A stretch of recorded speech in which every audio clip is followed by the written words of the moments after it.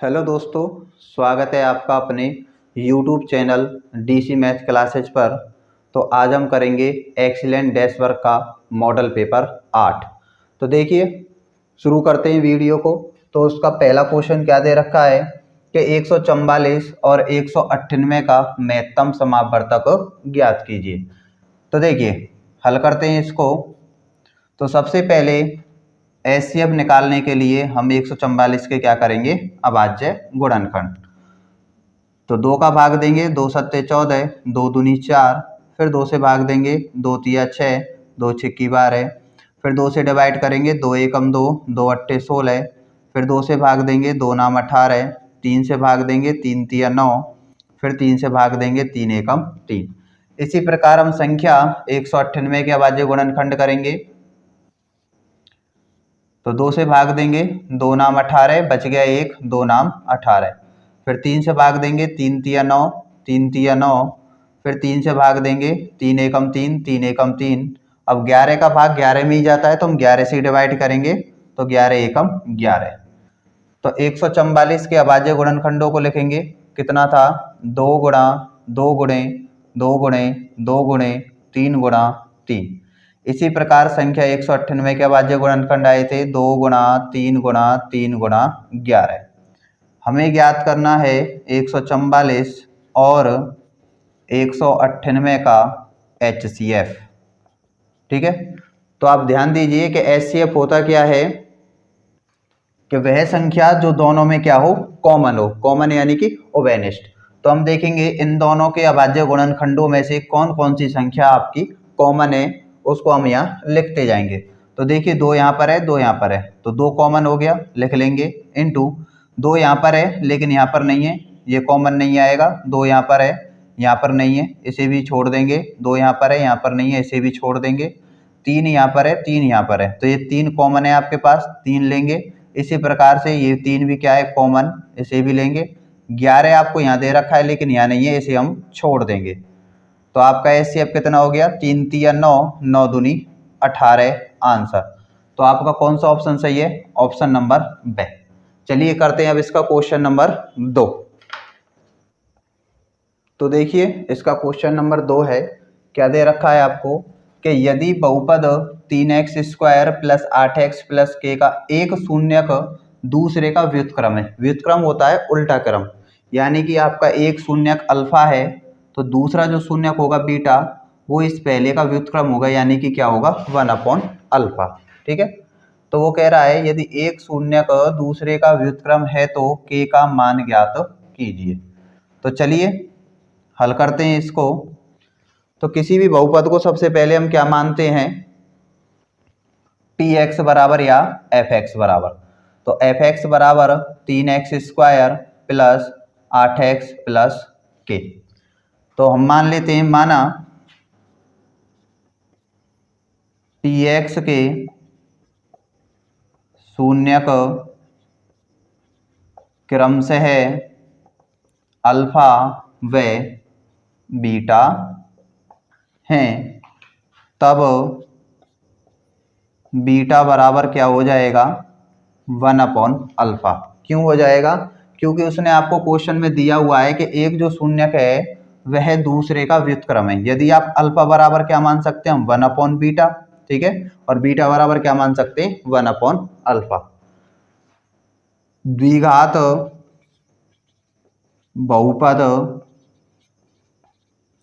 ax² plus bx plus c बराबर 0 से क्या कर देंगे, तुलना से तुलना करने पर। तो तुलना करेंगे, तुलना करने पर a का मान कितना आ जाएगा आपके पास, 3, b का मान कितना हो जाएगा, 8, और c का मान कितना हो जाएगा, k। ठीक है, अब चूंकि अल्फा इंटू बीटा बराबर सूत्र क्या होता है, c/a, यानी कि शून्यकों का गुणनफल बराबर अचर पद बटे x² का गुणांक। तो अल्फा इंटू बीटा, बीटा का मान कितना है, 1/अल्फा बराबर c का मान कितना दे रखा है आपको, k बटे a का मान कितना है, 3। अल्फा से अल्फा कैंसिल हो गया, क्या बचा आपके पास, यहाँ कर देता हूँ, 1 बराबर k बटे 3, क्रॉस गुणा करेंगे तो 3 एकम 3, तो k बराबर कितना आंसर आ जाएगा आपके पास 3। ऑप्शन नंबर कौन सा सही है हमारा, ऑप्शन नंबर ए। अब करते हैं इसका क्वेश्चन नंबर 3। तो देखिए इसका क्वेश्चन नंबर 3 है, क्या दिया हुआ है कि यदि रैखिक समीकरणों का कोई युग्म संगत हो तो इसके आलेख की रेखाएं कैसी होंगी। तो किसी भी समीकरण युग्म का हल कैसा दे रखा है आपको, संगत। तो देखिए संगत होने की शर्त क्या क्या होती है हमारे पास, a1 बटे a2 नॉट इक्वल b1 बटे b2, ठीक है। तो इसके हल कैसे होते हैं, अद्वितीय तथा युग्म कैसे होते हैं, संगत। तथा दूसरी शर्त क्या होती है, a1 बटे a2 बराबर b1 बटे b2 नॉट इक्वल c1 बटे c2।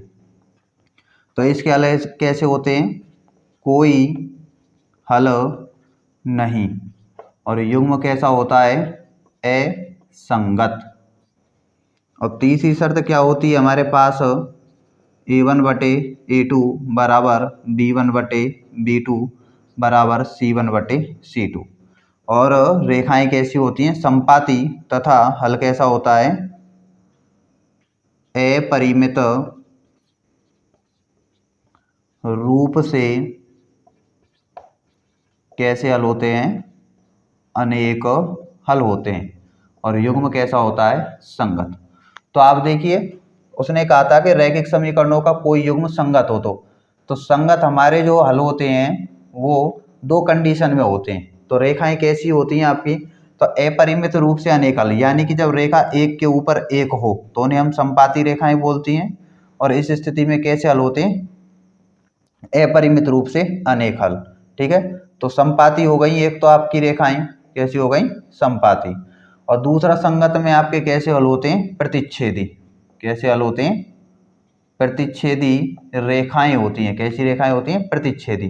तो आपके दो ऑप्शन आएंगे, एक तो आएगा प्रतिच्छेदी और एक आएगा संपाती। तो हमारा ऑप्शन कौन सा सही है, ऑप्शन नंबर से। यानी कि यदि आपकी रेखाएं प्रतिच्छेदी होंगी और आपकी रेखाएं कैसी होंगी, संपाती होंगी, तो आपके समीकरणों के जो युग्म होंगे वो कैसे होंगे, हम हल हमेशा संगत होंगे। और कोई हल की नई स्थिति में क्या होता है कि वे रेखाएं कैसी होती हैं, आपस में समांतर। कैसी रेखाएं होती हैं, समांतर। तो ये हो गया आपका क्वेश्चन नंबर 3। अब बढ़ते हैं क्वेश्चन नंबर 4 की ओर। तो देखिए इसका क्वेश्चन नंबर 4 है, क्या दिया हुआ है, समीकरण ax² plus bx plus c बराबर 0, a नॉट इक्वल 0 के मूल वास्तविक नहीं होंगे यदि। आपको देखिए मूल वास्तविक नहीं दे रखे, मूल वास्तविक नहीं है इसका मतलब क्या है कि मूल कैसे हैं, काल्पनिक हैं। तो यहाँ लिखेंगे क्योंकि मूल वास्तविक नहीं है। जब मूल वास्तविक नहीं होते हैं किसी भी द्विघात समीकरण के, तो शर्त क्या होती है, चूंकि b² माइनस 4ac का मान छोटा होता है 0 से। तो 0 से छोटे होने का मतलब है उसका मान कैसा आएगा, ऋणात्मक आएगा, ठीक है। तो यहाँ से देख लेते हैं, b² माइनस के हैं, उधर ले जाइए किसके हो जाएंगे, प्लस के। तो आपका क्या आ गया आंसर निकल के, b² का मान छोटा होगा 4ac से। तो आप देख लीजिए कौन सा ऑप्शन सही है हमारा, ऑप्शन नंबर ए, ठीक है। ये हो गया हमारा क्वेश्चन नंबर 4। अब करते हैं इसका हम क्वेश्चन नंबर 5। तो देखिए इसका क्वेश्चन नंबर 5 क्या दिया हुआ है, एक समांतर श्रेणी का प्रथम पद 5 है तथा अंतिम पद 45 है। यदि सभी पदों का योगफल 400 हो तो पदों की संख्या ज्ञात कीजिए। तो चलिए करते हैं इसको हल। तो समांतर श्रेणी का प्रथम पद यानी कि a बराबर कितना दिया हुआ है, 5। अंतिम पद को किससे लिखते हैं, l से या फिर an से। कितना दे रखा है आपको, 45। और साथ के साथ सभी पदों का योगफल यानी कि Sn बराबर दे रखा है 400। और आपसे पदों की संख्या यानी कि n का मान पूछ रहा है, ठीक है। तो हमें क्या निकालना है, n का मान। तो देखिए चूंकि Sn बराबर सूत्र क्या होता है n/2 कोष्टक में a प्लस an, या फिर इसकी जगह क्या लिखते हैं हम l। तो Sn का मान कितना दे रखा है 400 बराबर n/2, क्योंकि n का मान नहीं है, n का मान हम निकालेंगे, a का मान रख देंगे कितना है 5, an का मान कितना है 45। दो भाग में किस में जाएगा गुणा में, तो गुणा कर देंगे 400 दूनी 800 बराबर क्या बच जाएगा यहाँ n 45 और 5 50, 50 गुणा में किस में चला जाएगा भाग में, तो n बराबर 800/50, 0 से 0, 5 से भाग देंगे, 5 एकम 5 बच गए 3, 5 छका 30, तो n बराबर कितना आंसर आ गया 16। तो ऑप्शन नंबर ड सही है हमारा। अब करते हैं इसका क्वेश्चन नंबर 6। तो देखिए इसका क्वेश्चन नंबर 6 क्या दिया हुआ है, चित्र में कोण POA का मान क्या होगा। तो आपसे POA यानी कि इस कोण का मान पूछ रहा है, तो चलिए इसको हल करते हैं। तो आप ध्यान से देखिए, ये आपको एक चतुर्भुज दे रखा है POAT, ठीक है। इस चतुर्भुज में ये कोण कितने का होगा 90 का, और ये कोण कितने का हो जाएगा 90 का। क्यों? क्योंकि वृत्त की त्रिज्या जो है वो स्पर्श रेखा पर क्या होती है लंब होती है। वृत्त की त्रिज्या स्पर्श रेखा पर क्या होती है लंब। तो ये दोनों कोण कितने के हो जाएंगे 90 के, क्योंकि ये दोनों क्या हैं स्पर्श रेखाएं। तो यहाँ लिखेंगे चतुर्भुज, कोई भी नाम दे सकते हो आप, POAT में, चतुर्भुज POAT में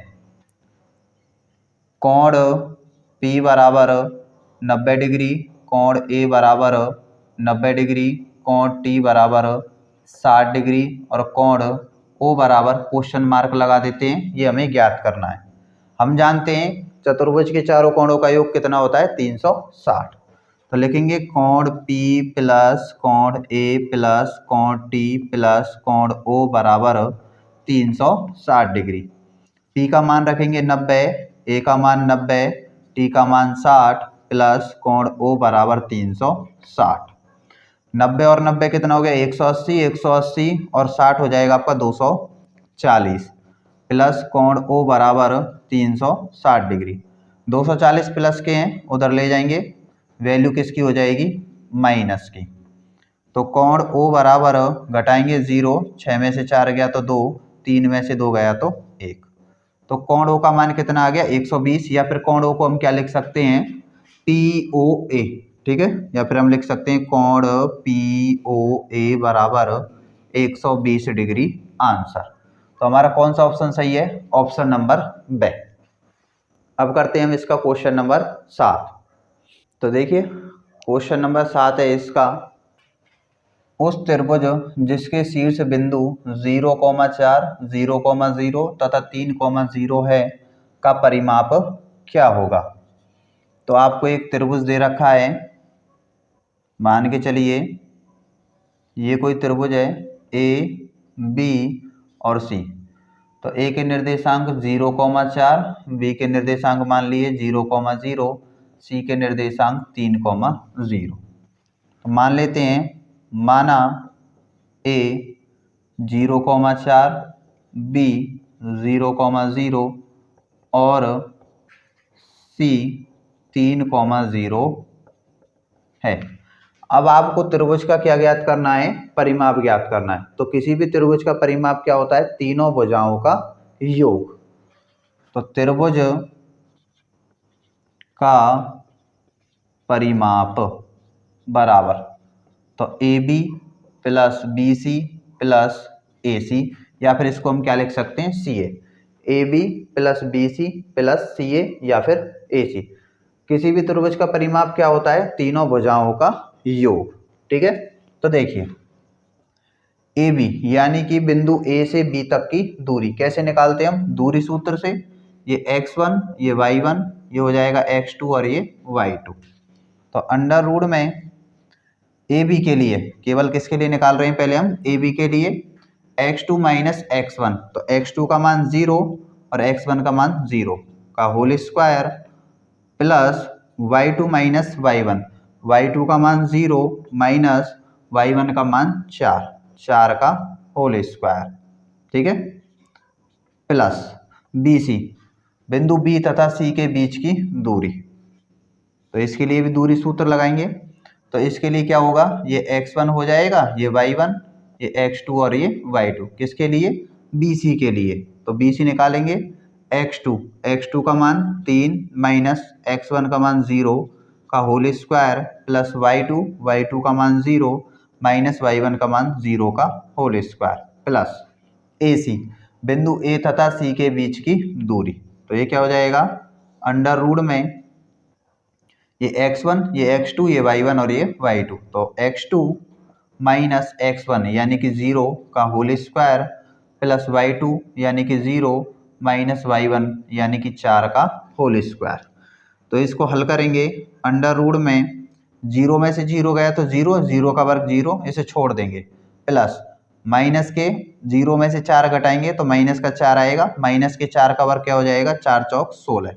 मैं डायरेक्ट कर दे रहा हूँ जिससे कि जल्दी हो जाए, प्लस अंडर रूट में 3 में से 0 गया तो 3 और 3 का वर्ग 3 तिया 9, प्लस 0 में से 0 गया तो 0, 0 का वर्ग 0, 0 को लगाएंगे नहीं, हटा देंगे, प्लस इसी प्रकार इसको हल करेंगे, 3 में से 0 गया तो 3, 3 का वर्ग 3 तिया 9, प्लस 4 का वर्ग करेंगे, 4 में से 0 गई तो माइनस के 4, 4 का वर्ग 4 चौक 16।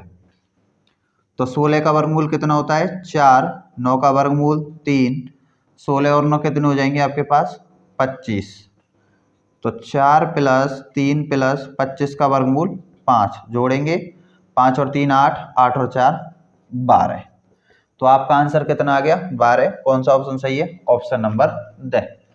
अब तो देखिए इसका क्वेश्चन नंबर 8 है, क्या दिया हुआ है, यदि त्रिभुज ABC का C कोण समकोण है यानी कि 90 डिग्री है तो कॉस कोण A प्लस कोण B का मान क्या होगा।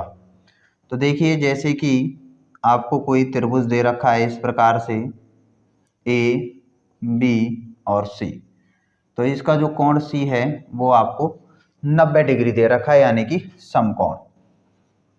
तो चूंकि लिखेंगे हम जानते हैं कि त्रिभुज के तीनों कोणों का योग बराबर 180 डिग्री।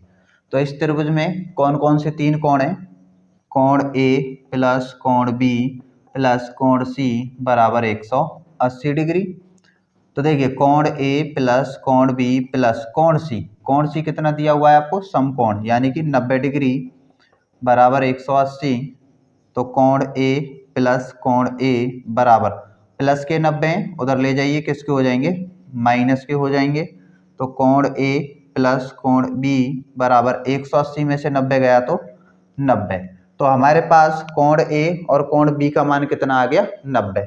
तो यहाँ देखिए आप कितना दे रखा है, कॉस कोण A प्लस कोण B का मान ज्ञात करना है। तो चलिए, चूंकि कॉस कोण A प्लस कोण B बराबर कॉस कोण A प्लस कोण B का मान रख देंगे, कितना दे रखा है आपको, 90 डिग्री, और कॉस 90 का मान कितना होता है आपका, 0। तो आपका आंसर कितना आ जाएगा, 0। कौन सा ऑप्शन सही है, ऑप्शन नंबर ए। अब करते हैं इसका क्वेश्चन नंबर 9। तो देखिए इसका क्वेश्चन नंबर 9 क्या दिया हुआ है, यदि cos A बराबर 12/13 तो cot A का मान क्या होगा। तो चलिए हल कर लेते हैं। चूंकि cos A बराबर कितना दिया हुआ है, 12/13, तो लाल बटे कक्का से आपको याद होगा, लाल बटे कक्का, तो लाल बटे कक्का से साइन कॉस टेन। तो लाल बटे कक्का से कॉस का मान कितना होता है, आधार बटे कर्ण, यानी कि आधार बटे कर्ण लिख सकते हैं इसको। तो एक त्रिभुज बना लेते हैं, ये त्रिभुज हो गया ABC, और हमने मान लिया इसका कोण B क्या है, समकोण है। तो कोण A ये वाला कोण है, तो न्यून कोण के सामने वाली भुजा क्या कहलाती है? लंब। समकोण के सामने वाली भुजा क्या कहलाती है? कर्ण। और ये क्या हो जाएगा आपका? आधार। याद रखना है आपको कि न्यून कोण के जो सामने वाली भुजा होती है वो लंब कहलाती है, समकोण के सामने वाली भुजा कर्ण कहलाती है, और बाकी की जो भुजा बची है उसको क्या मान लेते हैं हम? आधार मान लेते हैं। तो आपको आधार बटे कर्ण, आधार का मान कितना दिया हुआ है? 12, और कर्ण का मान कितना दिया हुआ है? 13। क्या ज्ञात करना है? L। तो पाइथागोरस प्रमेय से कर्ण का वर्ग बराबर आधार का वर्ग प्लस लंब का वर्ग। तो कर्ण का मान 13, 13 का वर्ग, आधार कितना दिया हुआ है? 12, 12 का वर्ग प्लस लंब का वर्ग। 13 का वर्ग हो जाएगा आपका 169, 12 का वर्ग 144 प्लस L स्क्वायर। प्लस के हैं इधर ले आओ, किसके हो जाएंगे? माइनस के। तो L स्क्वायर बराबर 169 माइनस 144। तो L स्क्वायर बराबर घटाएंगे, 9 में से 4 गए तो 5, 6 में से 4 गया तो 2। तो L बराबर अंडर रूट में कितना आ जाएगा? 25, क्योंकि वर्ग घटाएंगे यहाँ से। तो L बराबर कितना आंसर आ जाएगा? 5, 25 का वर्गमूल 5। तो लंब आ गया हमारे पास 5। क्या ज्ञात करना है हमें? कॉट A का मान। कॉट A बराबर, तो लाल बटे कक्का से साइन कॉस टेन, और ये क्या होता है आपके पास? कॉट। तो कॉट का मान क्या होता है? आधार बटे लंब। आधार बटे लंब। तो कॉट ए बराबर आधार कितना है? 12 बटे लंब कितना है? 5। तो आपका आंसर कितना आ गया? कॉट ए का मान 12 बटे 5। तो कौन सा ऑप्शन सही है? ऑप्शन नंबर ए, 12 बटे 5। तो चलिए करते हैं इसका क्वेश्चन नंबर 10। तो देखिए क्वेश्चन नंबर 10 क्या दिया हुआ है आपको? निम्न बंटर पर विचार कीजिए। तो आपको एक बंटन सारणी दे रखी है जिसमें आपको वर्ग दे रखा है 0 से 5, 5 से 10, 10 से 15, 15 से 20 और 20 से 25, और बारंबारताएं दी हुई हैं 10, 15, 12, 20 और 9। ठीक है। तो ये पूछ रहा है आपसे माध्यक वर्ग और बहुलक वर्ग की निम्न सीमाओं का योग। तो बहुलक वर्ग के लिए हम क्या करते हैं? सबसे बड़ा मान देखते हैं, बारंबारता में कितना है सबसे बड़ा मान? 20। ठीक है। तो बहुलक के लिए वर्ग क्या आएगा? 15 से 20। यहाँ लिख लेते हैं हम बहुलक वर्ग कितना आएगा? सबसे अधिक बारंबारता कितनी है? 20। आपको याद रखना है कि जो सबसे बड़ी बारंबारता होती है, ठीक है, वो उसके सामने वाला वर्ग ही क्या कहलाता है? बहुलक वर्ग। ठीक है। तो कितना हो जाएगा? 15 से 20 हो जाएगा। ये तो आ गया बहुलक वर्ग। अब हमें क्या ज्ञात करना है? माध्यक वर्ग। माध्यक वर्ग के लिए हम क्या निकालते हैं? CF, यानी कि संचयी बारंबारता। तो चलिए निकाल लेते हैं CF का मान।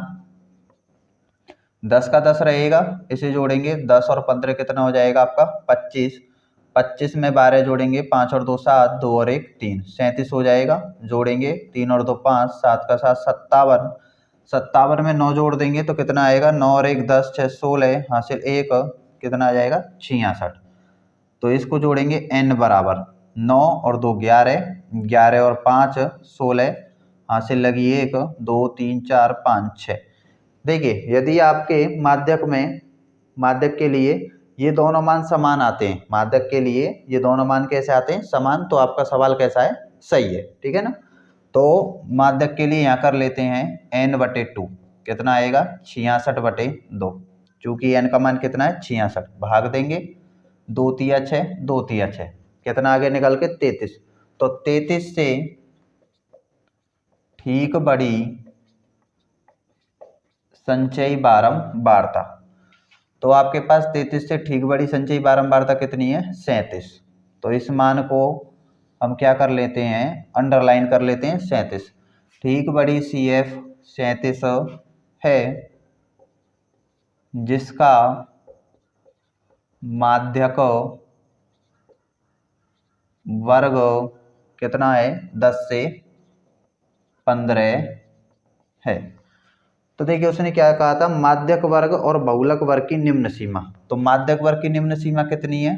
10, और बहुलक वर्ग की निम्न सीमा कितनी है? 15। इन दोनों का क्या करना है आपको? योग। कितना आएगा? 25 आंसर।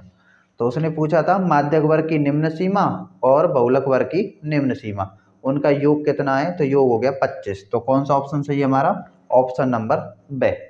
अब करते हैं इसका क्वेश्चन नंबर 11। तो देखिए इसका क्वेश्चन नंबर 11 क्या दिया हुआ है आपको, एक बंटन का माध्य तथा माध्यक क्रम से 14 तथा 15 है, आपको बहुलक का मान ज्ञात करना है। तो इस प्रकार के सवाल हमने पहले भी मॉडल में किए हुए थे, 1 नंबर का जंडू सवाल है, पहले आप करके देखिए इस सवाल को, नहीं होता है फिर आप वीडियो देख सकते हैं। तो चलिए मैं करा देता हूं। तो बहुलक निकालना है हमको, तो बहुलक बराबर सूत्र क्या होता है, 3 गुणा माध्यक माइनस 2 गुणा माध्य। ठीक है, ये एक्चुअली में संबंध होता है बहुलक माध्यक और माध्य के बीच में। ठीक है, तो बहुलक बराबर 3 इंटू माध्यक, माध्यक का मान कितना है 15 रख देंगे, माइनस 2 गुणा माध्य, माध्य का मान कितना हो जाएगा 14। तो 15 तिये 45 और 14 दूनी कितना हो जाएगा आपके पास 28। कटाएंगे, 15 में से 8 गए तो 7 और 3 में से 2 गया तो 1, कितना आंसर आ गया 17। तो ऑप्शन नंबर बी, ये हो गया आपका क्वेश्चन नंबर 11। अब करते हैं इसका क्वेश्चन नंबर 12।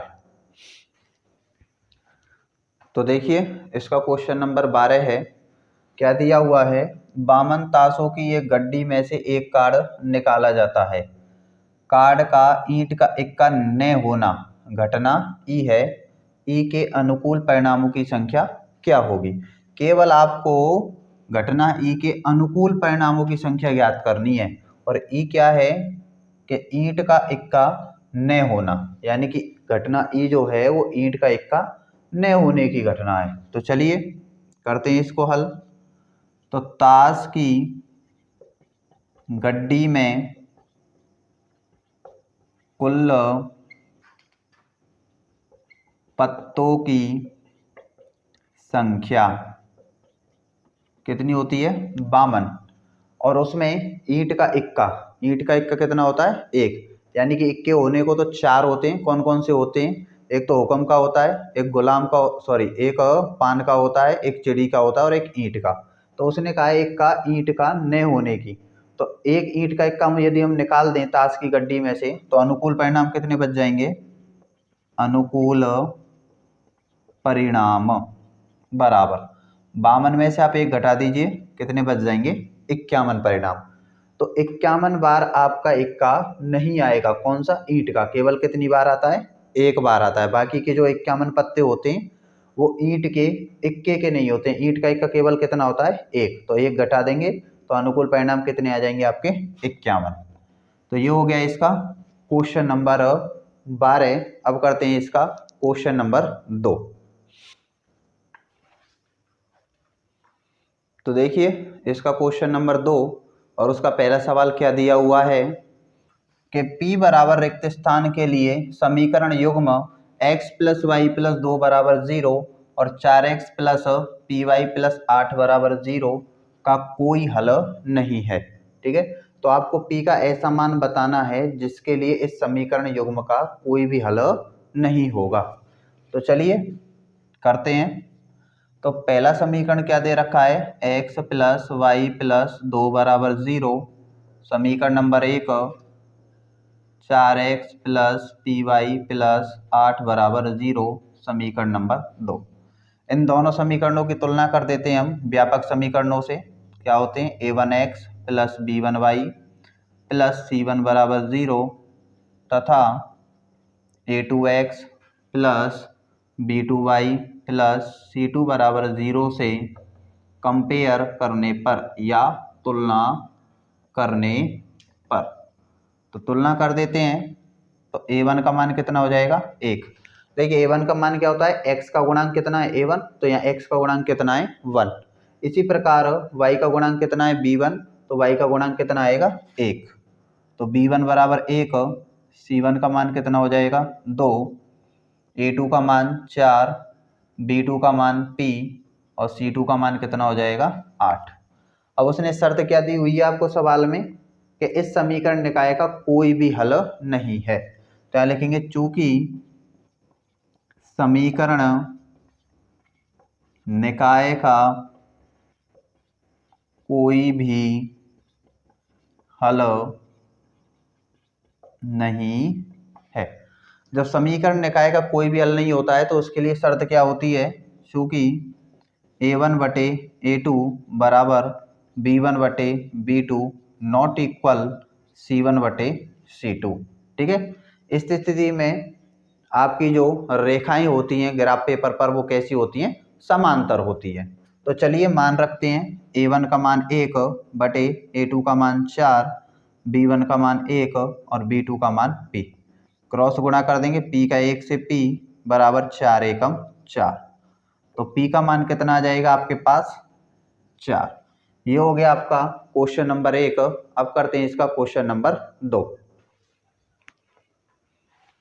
तो देखिए इसका क्वेश्चन नंबर 2 है, क्या दिया हुआ है, अनुक्रम यानी कि आपको समांतर श्रेणी दी हुई है 5, 7, 9, 13 सॉरी 9, 11 का 12वां पद ज्ञात कीजिए। तो देखिए a का मान कितना हो जाएगा 5, d का मान कितना हो जाएगा a2 माइनस a1, 7 में से 5 गया तो 2, 12वां पद यानी कि n का मान कितना दिया हुआ है 12, क्या ज्ञात करना है an का मान। जिन भी बच्चों को ये पता नहीं चलता है समांतर श्रेणी में कि हमें n का मान ज्ञात करना है या फिर an का मान ज्ञात करना है, तो उनके लिए मैं एक तरीका बता देता हूँ। आप यहाँ लिख लीजिए हमेशा n वा पद an। तो देखिए तुलना करते हैं तो n का मान 12 तो किसका मान ज्ञात करना है हमको an का। इस प्रकार आप समझ सकते हो, ठीक है, कि हमें a का मान an का मान ज्ञात करना है या फिर n का मान ज्ञात करना है। तो चूंकि an बराबर सूत्र क्या होता है a plus n minus 1 into D. तो an बराबर a का मान 5 प्लस n का मान 12 माइनस 1 इंटू डी का मान कितना है 2। तो ये हो जाएगा 5 प्लस 12 में से 1 गए तो 11 इंटू 2, तो 5 प्लस 11 दूना 22 और 22 और 5 कितने हो गए आपके पास 27। तो इस समांतर श्रेणी का 12वां पद कितना आएगा 27 आएगा। ये हो गया आपका क्वेश्चन नंबर 2। अब करते हैं इसका क्वेश्चन नंबर 3। तो देखिए करते हैं इसका क्वेश्चन नंबर 3। क्या दिया हुआ है, आकृति में त्रिभुज a dash b dash c dash, त्रिभुज a डैश ये हो गया आपका b डैश और ये हो गया c डैश, त्रिभुज a b c यही बिंदु आपका b भी कहलाएगा और क्या कहलाएगा b डैश कहलाएगा। तो त्रिभुज a b c के कैसा है समरूप, सम माने समान, रूप माने आकृति। ठीक है, ऐसी दो आकृति जिनका रूप कैसा होता है समान। तो देखिए आप a डैश b डैश और c डैश ये भी एक त्रिभुज है इस प्रकार से, और ये भी क्या दे रखा है आपको ABC एक त्रिभुज दे रखा है यहाँ से यहाँ तक। ठीक है, तो एक सी आकृति हैं, दोनों समान आकृति हैं, तो क्या कहलाएंगी वो समरूप कहलाएंगी। अब करते हैं इसका क्वेश्चन नंबर 4। क्या दिया हुआ है, किसी बिंदु की x अक्ष से दूरी उस बिंदु का, जैसे कि मान के चलिए ये आपको ग्राफ पेपर पर लाइन है x डैश x y और y डैश, कोई बिंदु दे रखा है यहाँ पर मान के चलिए 3,5। तो ये x का निर्देशांक हो गया, ये किसका निर्देशांक हो गया आपका y का। ठीक है, तो जैसे कि वो x अक्ष से दूरी ज्ञात कर रहा है, यदि आप इसका ग्राफ ड्रॉ करोगे इस प्रकार से, तो इस बिंदु की किससे दूरी x अक्ष से, तो यहाँ से यहाँ तक की दूरी x अक्ष से दूरी क्या कहलाएगी, यहाँ से यहाँ तक की, सॉरी ये तो कहलाएगी y अक्ष की, तो x अक्ष की यहाँ से यहाँ तक की ये ऊर्ध्वाधर दूरी क्या कहलाती है आपकी y कहलाती है। तो यहाँ क्या भरेंगे y निर्देशांक। तो आपका आंसर इसमें क्या आएगा y निर्देशांक। जब x अक्ष से पूछता है दूरी तो y निर्देशांक लेते हैं, और जब y अक्ष से पूछता है तो x निर्देशांक लेते हैं। तो ये हो गया आपका क्वेश्चन नंबर 4। अब करते हैं इसका क्वेश्चन नंबर 5। तो देखिए इसका क्वेश्चन नंबर 5 क्या दिया हुआ है आपको कि cos 60 प्लस 1 बटे cos 60 माइनस 1 का मान ज्ञात कीजिए। तो चलिए हल करते हैं इसको। क्या दिया हुआ है cos 60 प्लस 1 बटे cos 60 माइनस 1। तो cos 60 का मान कितना होता है 1/2, मान रखेंगे 1/2 प्लस 1 cos 60 का मान 1/2 माइनस 1। तो 2 एकम 2, 2 और 1 3। मिश्र भिन्न है, साधारण भिन्न में बदलेंगे, कितना आएगा 3/2। तो 2 एकम 2, माइनस के 2 बढ़े 1 घटाएंगे तो माइनस का कितना बचेगा 1 बटे में 2। 2 एकम 2, 2 में से 1 गया तो 1, या फिर आप बटे में 1 लगा के लघुत्तम लेके भी हल कर सकते हो। तो देखिए 2 से 2 कैंसिल हो गया, 1 का भाग आप 3 में देंगे तो माइनस के कितने आ जाएंगे 3 आंसर। ये हो गया आपका क्वेश्चन नंबर 5। अब करते हैं इसका क्वेश्चन नंबर 6। तो देखिए इसका क्वेश्चन नंबर 6 क्या दिया हुआ है। यदि 3, 4, 5, 17 और x का माध्य 6 है तो आपको x का मान ज्ञात करना है। तो चलिए हल करते हैं सॉल्यूशन। तो उसने कहा है 3, 4, 5 और x का क्या दे रखा है आपको माध्य। तो समांतर माध्य बराबर क्या होता है आंकड़ों का योग। क्या सूत्र होता है आंकड़ों का योग बटे आंकड़ों की संख्या। तो उस माध्य कितना दिया हुआ है 6, रख देंगे मान, आंकड़ों का योग करेंगे 3 plus 4 plus 5 plus 17 plus x बटे आंकड़ों की संख्या गिन लेते हैं 1 2 3 4 और 1 5 बटे में 1 लगाएंगे, क्रॉस गुणा कर देते हैं तो ये हो जाएगा 5 6 30 बराबर इनको जोड़ देंगे, कितना आएगा आपके पास 17 और 5 22, 22 और 4 26, 26 और 3 29। तो ये जाएगा 29 प्लस एक्स, 29 प्लस एक्स का 1 से गुणा करेंगे तो 29 प्लस एक्स हो जाएगा। तो देखिए प्लस के 29 इधर ले आइए, किसके हो जाएंगे माइनस के, तो x बचे गए हैं तो x बराबर 30 प्लस के थे, इधर आएंगे किसके हो जाएंगे माइनस के। तो x बराबर 30 में से 29 गए तो कितना बच जाएगा आपके पास 1। तो आपके पास x का मान कितना आ गया 1। तो ये हो गया दूसरे का आपका क्वेश्चन नंबर 6।